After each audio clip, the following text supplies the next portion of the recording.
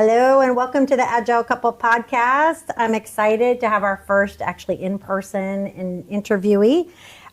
Today's conversation is going to be a lot of fun with my special guest, Martina Youssef. I'll let her introduce herself, but our conversation today, our episode is called Breaking into Tech, Guiding Non-Traditional Coders to Success.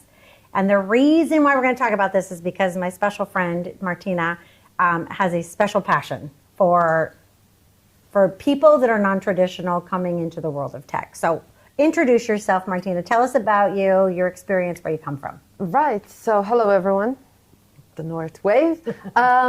Yes, so my name is Martina Youssef, and I do have non-traditional background. So that's why I feel very passionate about people, because I know how they feel when they're getting in. I understand all the struggles because I've been there. So I've been a trainer for almost 10 years now, but before that I was an engineer. I was a software engineer, and before that I was a mathematician, researcher. Oh, I didn't know that. Yeah. Oh, I mean, I was so good at math. Oh, that's awesome. But where do you live? Tell us a little bit about your real life. Where do I live? Yeah. So currently I live in the south of England, very close to Brighton. It's been about 13 years now that I've been here. Before that, I lived in Paris. Before that, I lived in Prague. And before that, I lived at home in Slovakia. Slovakia, very cool. Yes. So Martina and I worked together on this project. So we're in Scotland right now, right? We're in Glasgow, Scotland, which is the home of the unicorns and magical. We actually we didn't meet here. We met in the U.S. That's on right. the first project, but it's a developer project that we do for a client. And we knew that we were sisters because we both take copious notes, and we come with all of our colored pens and our detailed notes. And so ever since then. I need to show you my highlighters. They have glitter in them. So you know when you meet a sister that is meant to be in your family. So anyways, I'm going to ask you just some questions about this. And you kind of just gave a little bit of your background, because I'm also non-traditional. Yeah. And even in this world, I feel like when we started, actually in this project like 10 years ago, right? I felt like nobody could be honest about if they weren't an expert in everything, right? So everybody walked around. I used to say I felt like I was getting peed on. That's a gross reference, but I feel like people were urinating all of their power and expertise all over me, right? Yes. And it was like, I don't have a software engineering. I did not go. I have a master's degree, but it is not in software development or in any of that. So, and being females in the industry, it's different now, right? Oh, yes. Hopefully, fingers crossed, it's different. Yeah. It was very untraditional. It was. So it was like colorful. it was interesting. Like even 10 years ago, talking about that, and the speed of technology has changed so much, right? But how women have had to kind of explore the world has been different. There's a lot of women in tech kind of focus now, but you did some of that too, didn't you? I did some programs focused specifically on women to get them into tech. And that was crazy. It was amazing. I'm in awe of all the women who went through it, because they were also full-time employed or mothers on maternity leave, and that is just so hard. So I had it easier in that way that when I transitioned into software engineering, I was just by myself, doing my best. But also coming from the maths background, there were not very many females there either. So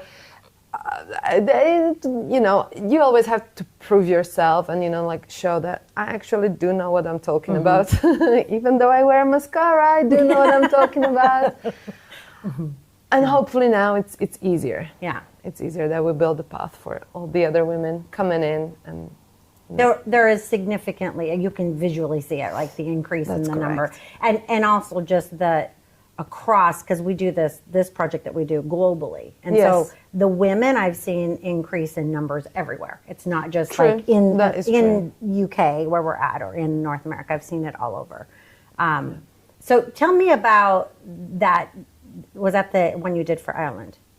Is that the program you're talking about with the non-traditional women? Oh where they were still no, working? that was actually a program here in the UK. It was, I think I believe it's still running. It's a program for a, can I name and shame? Sure. Can I? It's a program for Sky, run by Sky, and they have hundreds of applicants every year that they handpick few. They go through the program. It's completely for free for them. I make an advertisement now. Yeah. But they literally go from zero to hero. Yeah.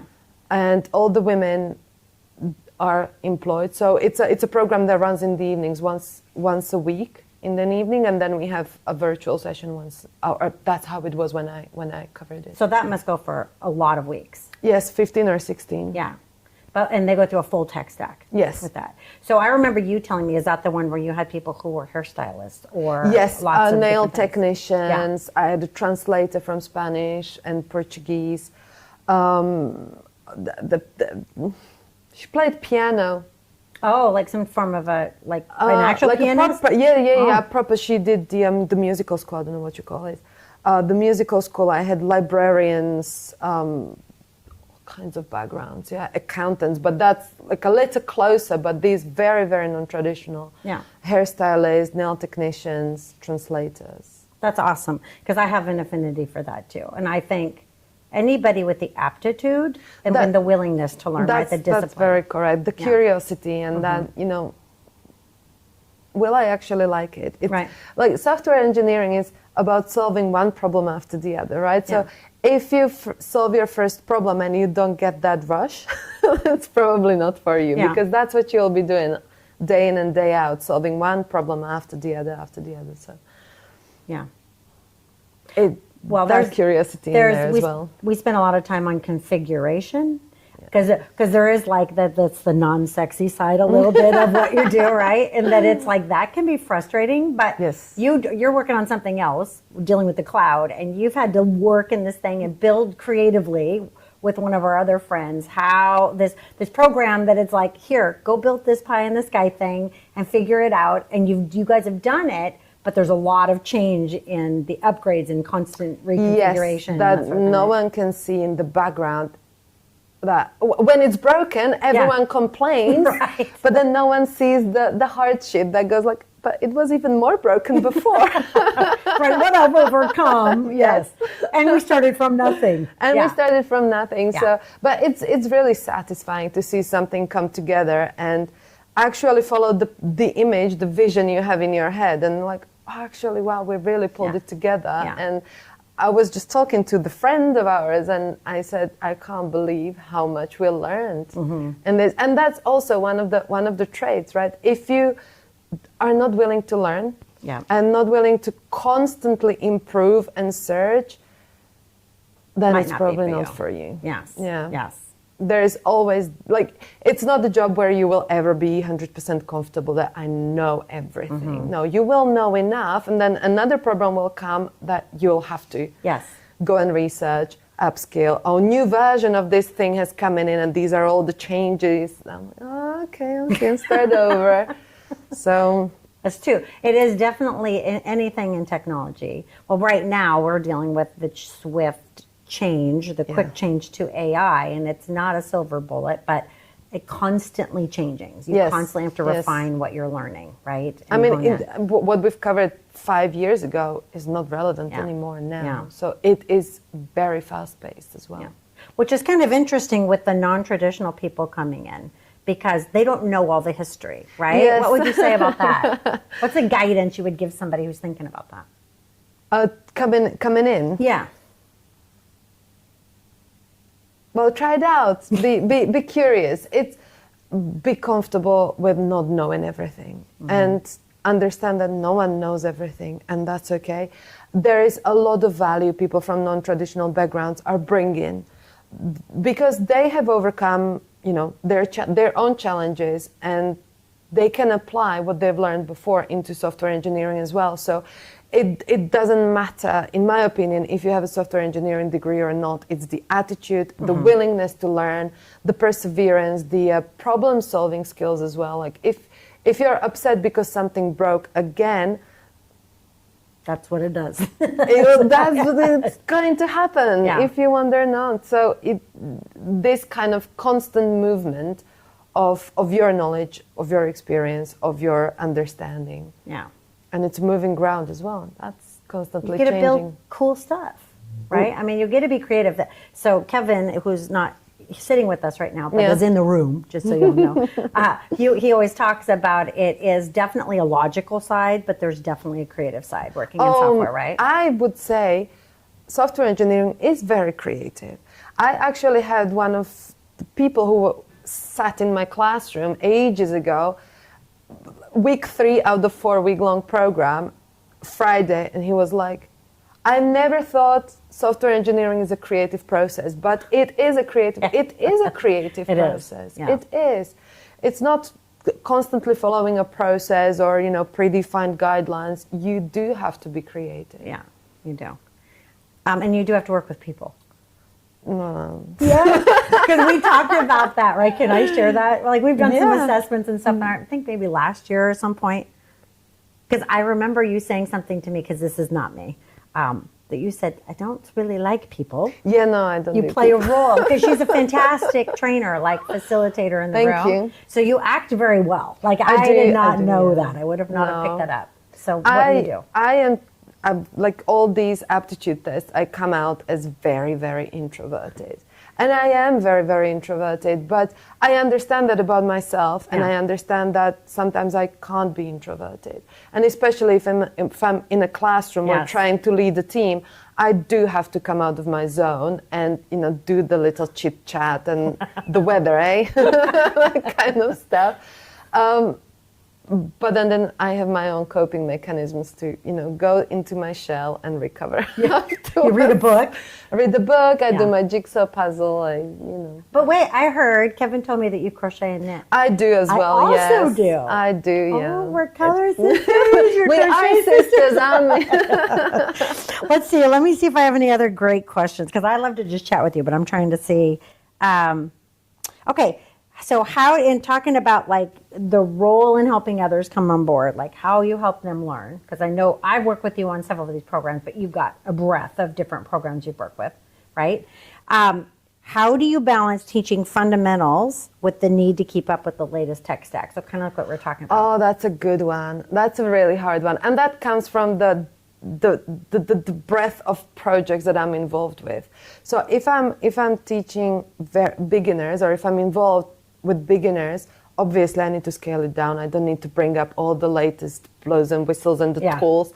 But then I also enjoy being part of the development process and learning new things and keeping up to date. So it's hard to know when to stop in explaining stuff. Like they don't need to know it right now. They Yes. don't need to know everything. They don't need to know the history either of all those Exactly, things. exactly. Yeah. Even though it's fascinating, Right. you don't have to tell everything. Right. So it's just the nature of the projects I'm involved with that helped me to move forward.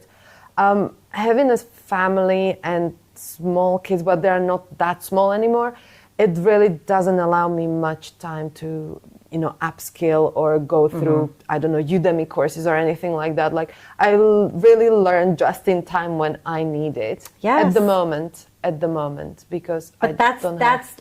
it's like you took that out of my head, because I literally was just going to talk about that as a facilitator myself. I've been trying to help people figure out, people in the learning world, that you don't need to teach somebody the whole depth about this thing, because you only have so much time. So Yes. what are you going to focus the time on? The depth, because somebody wants to know everything about that one thing, but then they don't learn the rest, or just enough, just in time for what you're trying to do? Yes, Yeah. yes, just in time, just enough. Yeah. And it's great when you scale it back, and they have a bite-sized chunk to learn.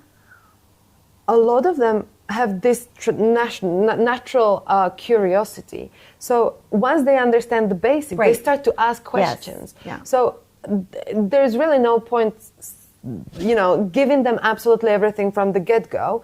Give them just enough for them to feel comfortable, and then try to explore themselves. And then you can pick it up. You can pick it up. Why is it done this way? Well, because 30 years ago it was done slightly differently and it didn't work. Yeah.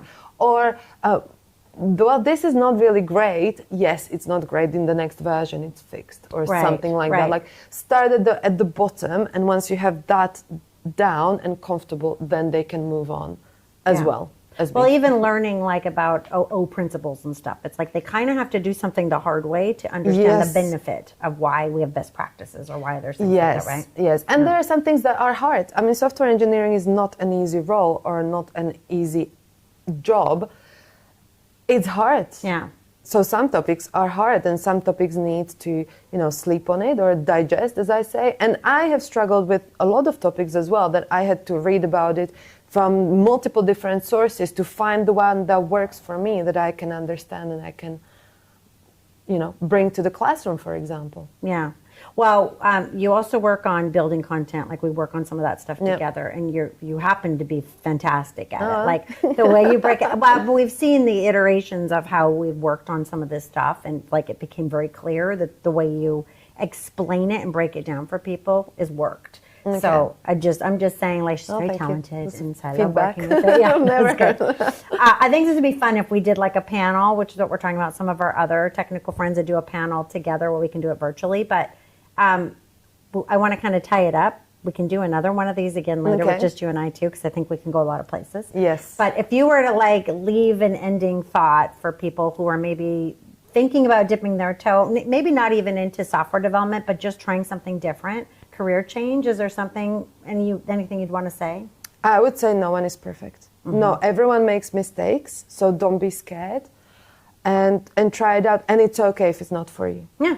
That's part of the journey, right? Is Yeah. going, this sounds interesting. It's not just about the money. It's about, is this something that's going to fulfill me? Exactly. With what I do. Exactly. Yeah. Like coming in for the money, it's the Sure. obvious path. Yeah. But then staying for the fun Yeah. is what is required. Yeah. Right? And it's okay. It's not for you. Not everyone can be a software engineer or should be software engineer just Right. because it pays enough. Yeah, but it can turn them into other. There's so many other ways, right? different roles within the IT world that even if software engineering is not for you, there's a lot of supporting roles, testing roles, management roles. Yeah. Awesome.